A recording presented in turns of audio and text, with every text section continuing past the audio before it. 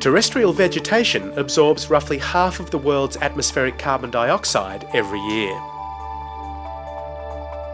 And understanding how these processes work and how they might change is an area vital to our social and economic future. Professor Andy Pitman from the University of New South Wales Climate Change Research Centre is uncovering the secrets of terrestrial or land-based weather. How do things like the plants and soils beneath us influence the types of weather above us? We still don't understand why the vegetation over Australia is exactly the way it is.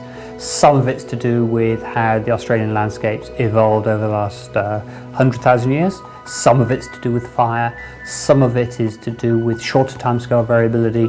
Some of it's to do with the warming and the changes in carbon dioxide over the last century. This field of science is almost infinitely complex, blurring the boundaries between biology, atmospherics, chemistry and geography.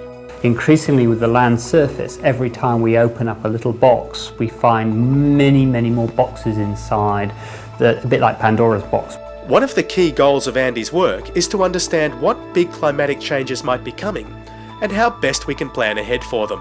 The human agricultural systems have evolved over several centuries of very stable climate, and what farmers do is fine-tune their means of production given the soils they have and the climate they have.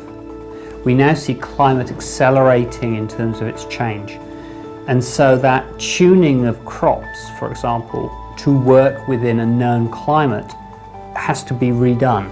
Andy and his team use some of the world's most advanced computer modelling techniques to make their predictions. And although the fine details of future weather are yet to be understood, the broad brushstrokes are startlingly clear.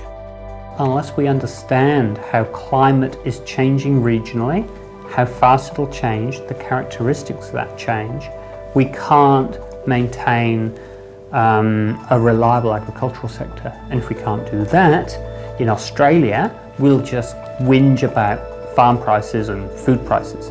In other parts of the world, they won't have food.